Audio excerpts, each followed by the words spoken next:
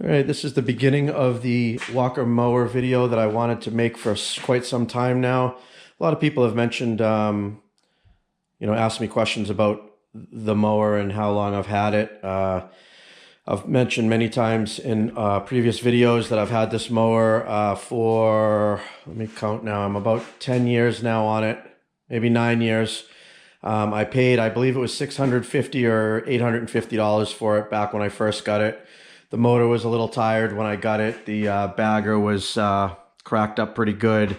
It had a few things bent here and there, and it, kind of just needed an overall going through, but I did get it super cheap, and I knew that I've had many walkers in the past, and I knew it was one that I could kind of go through and get running as a main machine. So I've been using it. I mow about 3 days a week.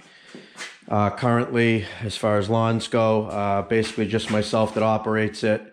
And it's been a great machine, certainly for the money. Now, of course, I've been through many things on this mower through the years. It's not all new, that's for sure, but a lot of the wearing items have been replaced. The deck shell I replaced, I believe there's a video on that. Last year I replaced that. The gearboxes have been kind of a work in progress. I've rebuilt them, a couple of times here and there, changed out seals, bearings. I usually don't replace the entire box unless it ends up getting a crack or it just gets too far out of spec that you need to replace it. So I believe that they are still the original boxes. I do have, which is how I'm starting this video. I do have. Let me see if I can show you the play here. Hopefully this comes up on camera. But this bearing, see that up and down play of the input shaft here is gone. I've already replaced that bearing before. Actually, the bearing has gone bad, so bad in the past that it wore the aluminum housing that the bearing sits in, and I actually made up that space that it wore. I think I did JB weld one time, and then another time I used a thin piece of metal and took up that space basically as a shim to tighten up the bearing inside of the housing. And I don't know if that's what's going on now or it's eaten through another bearing, but I'm going to take that apart very soon. But my whole plan is I need to go through the deck gearboxes, change the fluid out like I typically do, make sure that's ready to go for the season. I know the deck shell is good because I just replaced it last year, so I don't have any repairs to do on that. The drive shaft, I replaced about a year ago, both sides. I changed it to the spline shaft. The original had the square shaft, which is the old style, so I updated to this, and I actually had to change out this front piece here because there's two different styles. There's a keyway style on the input shaft, and there's a pin, which I believe is the newer style. And I had to change out the yoke to match this type of drive shaft because this drive shaft comes with the other style. I still have the old shaft around here somewhere. But this has been replaced fairly recently, so that's fairly new. These are items that are fairly high wear items. The plastic bushings, you can see the rubber spacer here that's a new thing on these, or newer than this machine is missing on that one, so I got to pick up one of those. And the plastic spacers that go inside this hole are something that breaks often. I haven't taken this apart to see, but I've replaced them multiple times. Another thing, obviously the wheel bearings in your tires are something that's a fairly high wearing item. Right now these are the run flat tires, I believe, that I put on here, wheels and tires, and the bearings I've replaced recently. So everything on the deck should be in good shape for me for another season, except for this T-box. Like I said, I'm going to take it apart on video and show you how I replace the bearing. It's a pretty simple process. And again, I'm going to change the fluid out, which I do annually, basically once a year. So we're thinking, I guess, say 3 days of mowing. I'm probably running the machine maybe 5 hours you know, because there's travel time and trim time and whatnot. So I would say about 15 hours a week I'm running this machine. So you figure monthly, that's, you know, 60 hours a month. Figure a season, about 10 months, you know, with using it for cleanups and whatnot. So we're doing about 600 hours per season, 600 to 800 hours maybe on my machine. The hour meter, I don't even think it works anymore. It might even have flipped over at this point. It says 3,700 on it. This machine had about 4,000 hours when I bought it. And again, that was 9 years ago, and we just figured 700, you know, hours a year or whatever, 600 hours.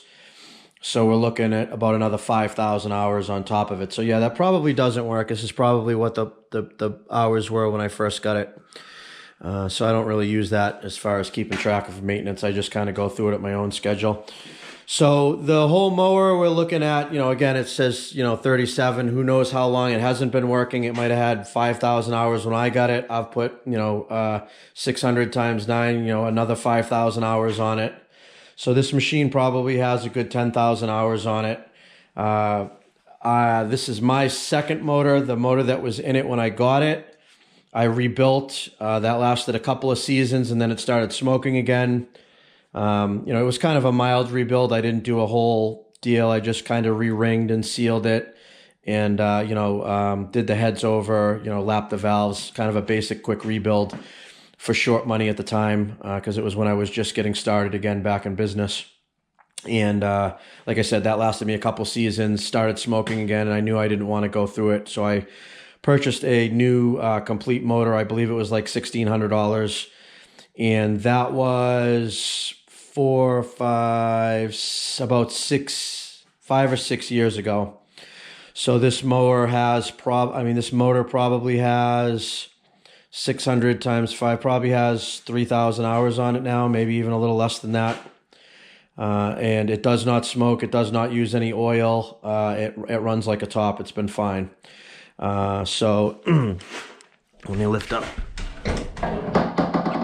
Let's see, we got some rust coming through here just to prove how old this thing is. A couple of areas I need to maybe repair, but that's about it on it. The rest of it is all in pretty good shape. I did a battery pretty recently. I have on the channel rebuilding that hydro, or not rebuilding, and I replaced the bearing that was in the front here. I believe, yeah, it was that one. And that was the beginning of last season, I believe, or the end of last season. And that's been absolutely perfect. It does not leak anymore. Again, I have that repair on my channel. I have yet to do anything to this hydro. These are the original hydros as far as I know. And you can tell that this pulley does have a little wobble to it, which looks really bad, but it does not leak. And this hydro, when it did start leaking and giving me a problem, it was actually sucking in air and it was foaming the fluid. It still actually wasn't even leaking, but the issue was the front bearing, which is what this is, and it was at least 3 times as much play as what this one has. So I do believe it's going to be a good amount of time before this one even goes bad. So part of the maintenance, I'm going to change the fluid in the deck that we already discussed. I'm going to drain both of the hydros out and replace the fluid with that. And I do use, this comes with straight 30 on the older mowers, and they switched over to a 5W30. You know, mobile one is what they suggest in the newer walkers. And then I say newer, I'm talking maybe up till 2010. Since then, you know, things may have changed. I haven't had a newer model to tell. So this is for their, you know, older walker guys. You know, something you might be able to pick up used and fix. This blower is my second blower, not the one that came with it when I got it. Somebody had replaced it before that. So I believe this is the third blower and the second wheel in this blower. When I bought this new, I bought it complete, wore through the wheel and replaced the wheel, I believe, at the beginning of last season. And it now is been replaced and had another season through it. So it's It's a little worn, but it's not wasted yet. So I still have some more time in that. All right, so the plan as far as the fluids and the maintenance goes is I'm going to change out the fluid in the gearboxes. That's one of the things that's necessary that you'd like to do at least annually, maybe even twice a season if you use your mower a lot. The 2 hydros, I am going to change the fluid in those. From the factory, these older models, this is a 1998, it comes with 30 weight mobile one, I believe, or just some type of 30 weight, straight 30 weight in it, and they switched over to, well, it says it right here, mobile DTE 18M hydraulic oil 30 weight is what they put in it. But this does not have 30 weight in it. It hasn't for many, many, many years. They switched over to a 5W30, and mobile one is what they suggest, and that's what I've been using in these hydros since I had the machine, and I'm assuming probably even the previous owner had switched over. So mobile one 5W30 is going in the hydros. It takes about 1 full quart per hydro. So that covers that fluid. The other fluid that isn't as important and doesn't need to be changed as often, and I'm not going to change it this time. I did when I first got it. Is the gear inside here. There's gear lube on both sides, left and right. This is basically just a set of gears to get the right gear reduction from the hydro down to the wheel. And there's nothing really crazy high stress. It's just really heavy duty, strong gears in there. And there's just some gear lube in there just to keep things oiled. There's no, pump or anything crazy in there. So honestly, I've never seen, and I don't think anybody has ever seen one of these parts here, the drive gearing go bad, but the hydros obviously can. So it has 2 separate fluids, even though these are connected. They're just bolted together right here, almost like an engine and a transmission would be in a car. But this is something you do want to change often, your hydro fluids. I believe they say every 1,000 hours, maybe it is. But I like to do it. I just, each season I kind of go through and change out the fluids, besides the engine oil, obviously that gets changed a couple of times a season. So I am going to skip that, but if you have not changed it, the fill is right here. You can see this one's bunged up pretty good from when the last time I removed it. And there's going to be equal set screw like this down the bottom. I believe it's on the outside. Actually, no, I think it's on the inside. Can't see it from here, but basically it's just a drain and refill. You open that up. And what I would suggest is always make sure that you can try to open up your fill before you drain it, because like this one, I actually may have, used a suction squeegee or to force fluid into it because I couldn't refill it through here. So what happens if you just open your drain and you drain your oil out, and then you go to refill it and you find out that you can't get this open, you can't refill it, and then you're stuck with nothing in there. So you're better off with the old fluid than none at all. So anyways, I already mentioned the battery's been replaced. This is your, like I said, your drive motor. You got your hydros. We're going to change those out. The other very important oil that I think a lot of people might not think of or neglect is your PTO gearbox, which is this square box right down here. My dipstick has far since broken, so I have this set up as just a hose to close it off, and I have no way to check it. I basically have a homemade dipstick that I use when I pull this out to check it throughout the season. But this only takes about 7 or 8 ounces of gear lube, extreme pressure gear lube. I use the same gear lube in this as that I use in the deck boxes. It's kind of the same thing inside, bearings and just simple gears. But this box is the second one since I bought the mower. This is a new one as of a season and a half ago. I think this is about a season and a half. But this is something you definitely want to keep up on. There's not a lot of oil in it. Like I said, 7 or 8 ounces. There's no filter. There's nothing. It's just a couple of sets of gears. It's very simple in there. However, the fact that it is only a little bit of oil, A, if you do get a leak, it's not long before it's gone. And B, it does get contaminated pretty good because it just keeps regenerating, through the gears over and over and over and over again.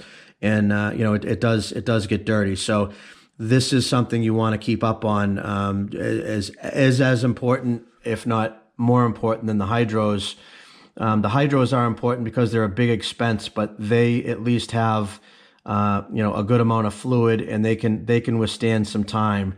This stuck down here in this tight little area is very important to change out. So same type of thing. There's the screw on the top here, and then there's going to be a screw on the bottom. There's a hole in the frame that this is mounted to, basically in this area here, but underneath. And I'll show it on the video. And you want to pull that out and refill that. So right now, I haven't checked it in a little while. I'm assuming it's probably a little low, but I'll be able to tell by what comes out when I drain it. So working our way back, and then fluid-wise, the only fluid that we won't be changing, like I said, is the wheel motors. After that, we'll be doing the engine oil, which I'm sure at this point you guys probably have done before. Very simple. We've got the oil filter down here, and then the drain is right down here. Hopefully you can see that on the camera, but again, that'll be later in the video, more detail. So what I do use is, I just did some quick touch-up spray paint on some of the rust here, but I use the Napa, which is the same as a Wix branded filter. Pro Select, I guess, is the brand. 21384, or sorry, 21348 is the number on it. Oh, there we go. That'll come right off there. 21348, and I have probably 6 or 7 of these at the shop. I already have one in my truck right now that I brought here to change out the oil. So, and as far as the engine oil, it's about 2 full quarts, and I always use the best oil I can get. I use Mobil 1 synthetic, and that's a 10W30 on that. The reason why is it's only 2 quarts of oil. Yeah, sure, it's double the price, but it's an air-cooled engine, and they do get hot, and it just gives you that a little bit extra, safety net if you're, overheat the motor, that you don't boil the oil. And the fully synthetic is, a slower wearing of the internal components. So it's very important on an engine like this. So when I first put this engine in, I ran conventional oil for the first couple of 100 hours, just kind of through the break-in period. And then I switched over to the Mobil 1, and that's what I've been running ever since then. And again, no issues, no smoke, doesn't lose any oil, but it is due for a change as well. So basically all the things that we're going to be doing on this was kind of ready to go, and it needs it. So I'll kind of go through the video and show all those. And then to conclude that, we're going to basically kind of go through some of the items that are not as common, but things to look for that could be potential problems. One of the things here, you want to really stay up on grease fittings. It's a pain in the neck on this mower. There's so many of them. You've got them on all the little controls here. These are a little less important, but these, as you can see, one is broken off, and I added one. These are very important because what will happen is if you don't grease this, and even sometimes when you do grease it and you don't do it often enough, this will start to bind up in here, and then this will be really hard to push, and the spring won't actuate. It'll kind of like, you could kind of push it down and it'll stick there. And then what happens is your drive belt for your hydros will slip, especially on like hills and stuff. And then other things you want to do, you want to inspect all these pulleys for wear. I actually replaced all these pulleys last season when I redid the mower. I might have a video on it, I'm not sure, but when I replaced it, actually maybe a season and a half now, but when I replaced this PTO box, I replaced that pulley, but basically all the pulleys. Yep, I replaced all of them. And you want to keep really good belts. The reason the belt is not on here now, I think I have it over here. No, I got it in the office, but the belt is worn to the point where it's not going to fail anytime soon, but it is worn pretty good. So I'm going to replace it. And then I use the old one as a backup in case I had a mishap and broke a belt. It's nice to have a couple spares on you. And again, I have this high lift system, which is an aftermarket company that makes it. I forgot what the name of it. Oh, right here, All Seasons Catcher Lift System. This is not the Walker brand one. I picked this up used, but it works great. It's mounted on here. Could use some touch-up paint, but I might not get to that at this point either because I've got plenty of other things to do. But, you know, obviously your mower, if you don't have this, you're not going to have all this stuff here. You're just going to have your metal tail there. And then other items that we're going to want to replace is the fuel filter. Now, this is something I have yet to replace. I didn't do it last season, so it's been a couple of seasons since I replaced this, and I go through, you know, quite a few tanks of gas. So this is definitely also due.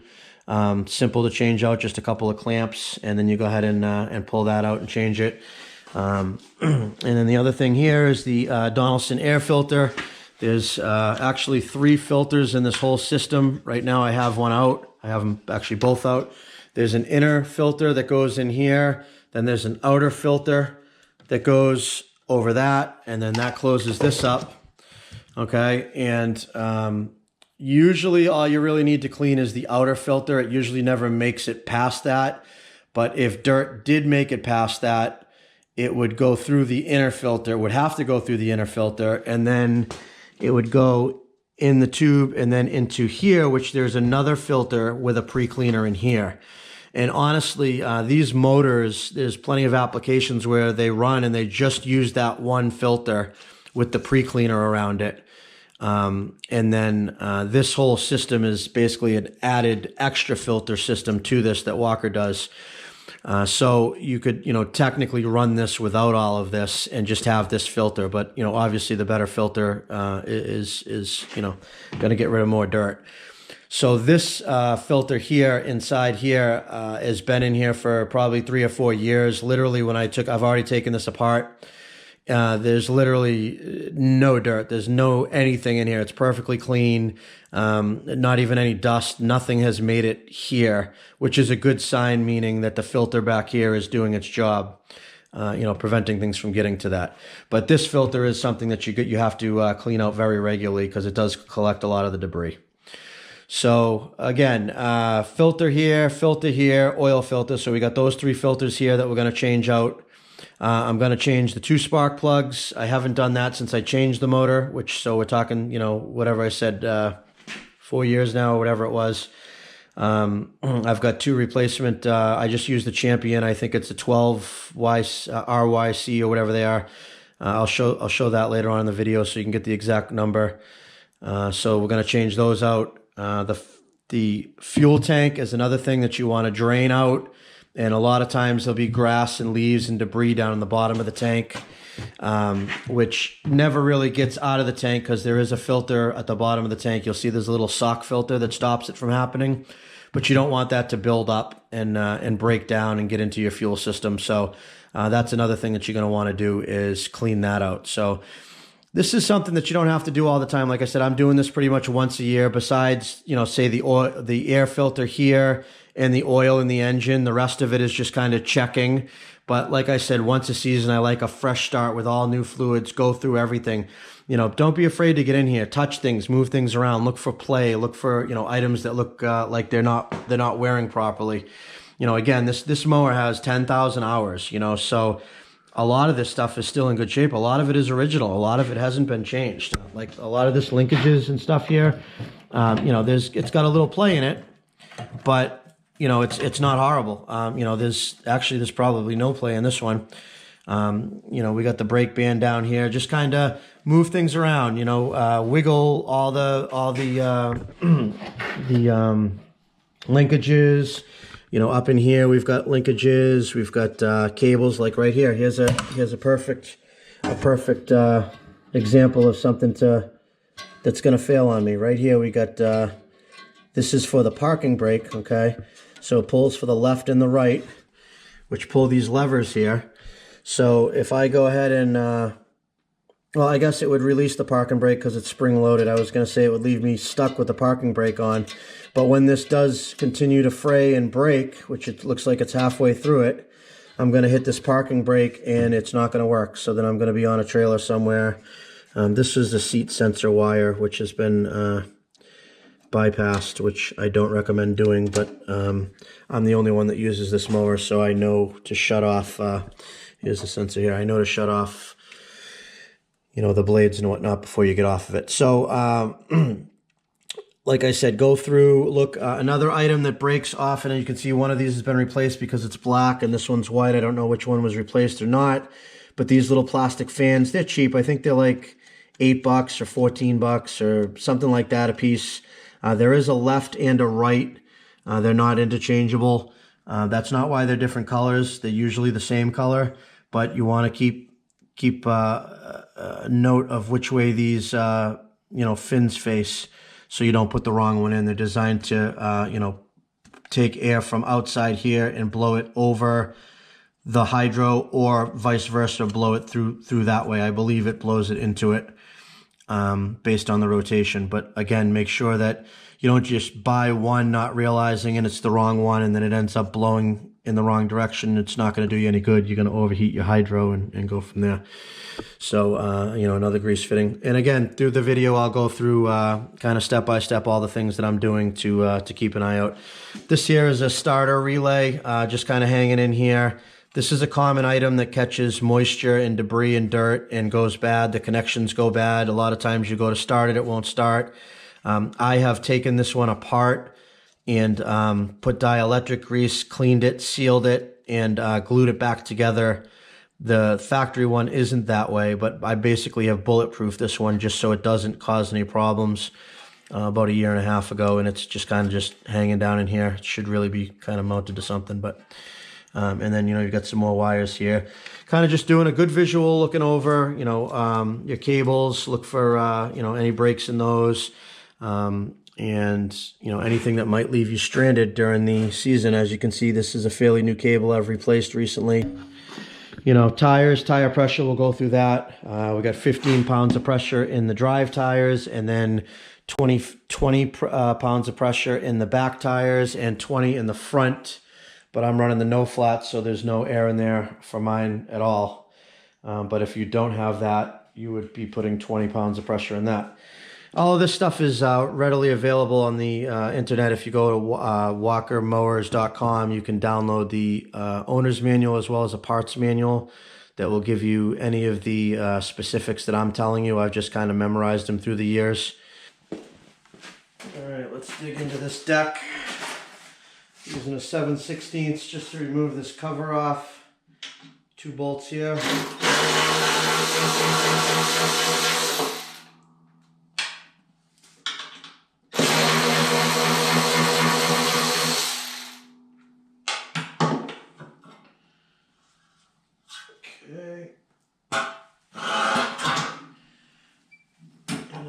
Take this cover off, same thing as bring you over here.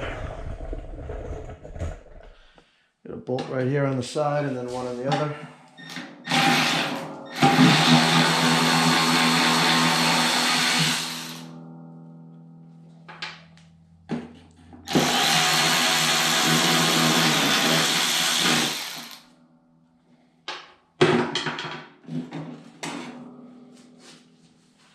Okay, now we can get a better look at the play and how bad this actually is. And now keep in mind, this was still mowing and functioning fine, and it looks like it was leaking some, but not too bad. And you can see how much play is actually in this. Move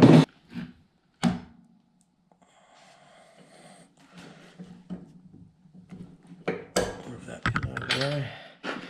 Okay, so it's the bearing right in the front of this T-box here. Watch the play that we have in it.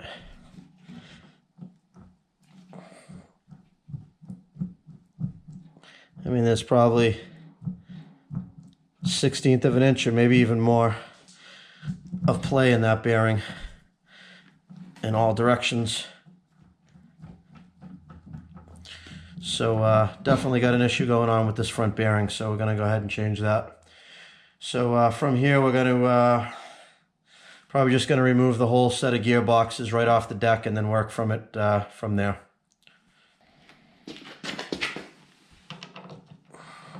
So this is a 7/16 12-point socket, fits right on this just fine.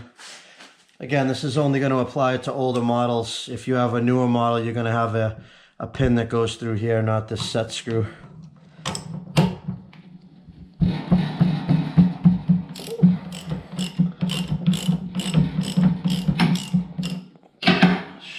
slide right off. There we go.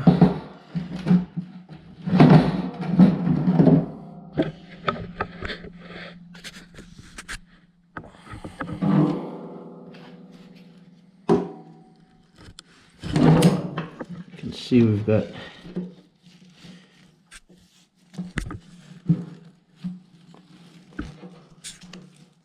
this is all a seal right here, and then the shaft. See how much play, up and down play. That's definitely excessive. But again, it looks like it was leaking some, not too bad. But we're going to want to replace this seal right here and then the bearing on the inside here. So we're going to go ahead and take that apart.